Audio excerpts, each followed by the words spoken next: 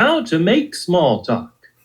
How to make small talk, Andrew Wong. Hi everyone, my name is Andrew. I'm 27 years old, Chinese American, and I do creative work for my day job. And I want to start off by saying that I'm a very shy person. I'm very much an introvert. My favorite hobbies are walking alone at night by myself or staying in my room watching Netflix or doing my random art projects. I'm a shy person. I like to stick with myself, but social interaction isn't something that's a want. It's a need. People need the feeling of belonging. There's a great epidemic right now where people feel lonelier than ever. And so that's why I want to shift my perspective. I want to see interacting and meeting new people in a different light. Usually I would ask people to raise their hands and see if they like small talk or if they hate small talk, but you guys can keep your cameras off. It's okay. Because I assume that small talk is very difficult for a lot of people, and I get it. So today I'm going to be talking about 3 tips. 3 tips on how to have more effective initial conversations. 1, you want to assess your context as well as your perspective.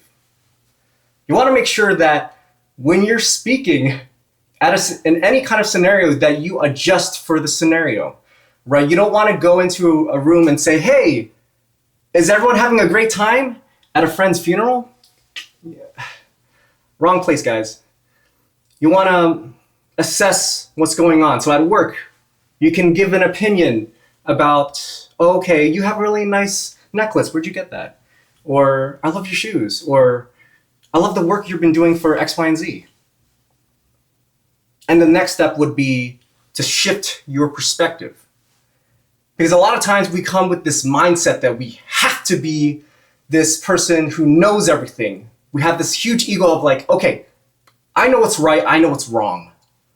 But that limits ourselves when it comes to having good conversations. So changing everything to become more of an exploration, more about curiosity. That's the key. You don't want to assume that you know everything. It's okay to admit that you don't. And so the next thing, number 2, the FORD acronym. And it stands for family, occupation, recreation, and dreams or aspiration.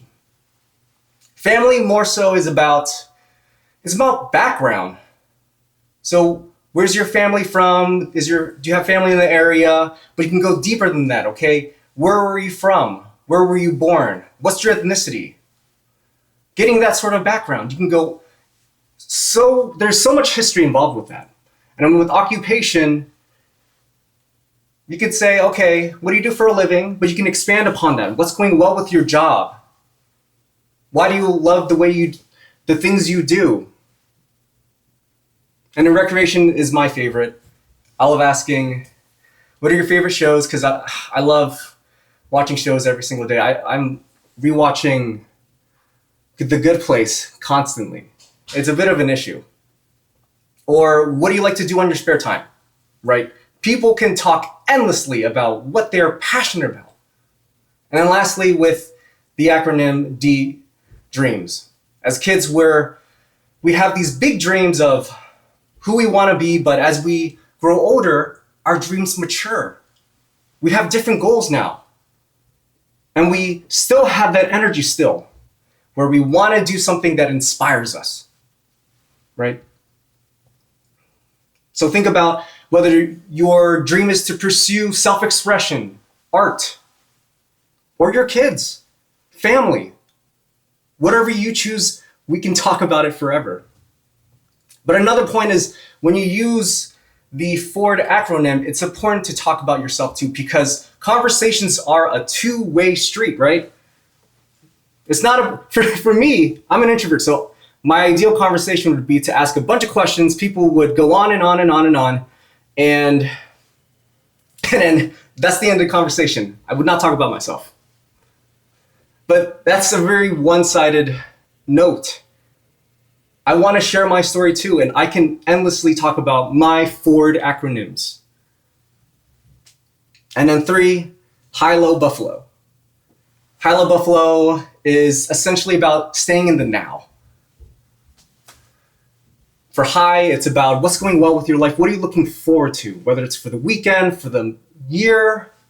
And then for the low, it's also shifting a little bit. It's about what's going a little bit low in your life. What are your pain points? What's going on that you're struggling with right now? And then buffalo is that random question of what's an exciting fact about you that not a lot of people know. And so to repeat myself, so 1, assess your context. You want to reshift your perspective. 2, Ford acronym, family, occupation, recreation, dreams, and aspiration. And then 3, high-low buffalo. Social interaction, what it really is, at the end of the day, it's about building trust. Because a lot of times, there are close loved ones where we feel distant. But we can build that bridge again through small talk and lead to deeper connection. And hopefully, with new ones, you can create using small talk that will last a lifetime. Thank you.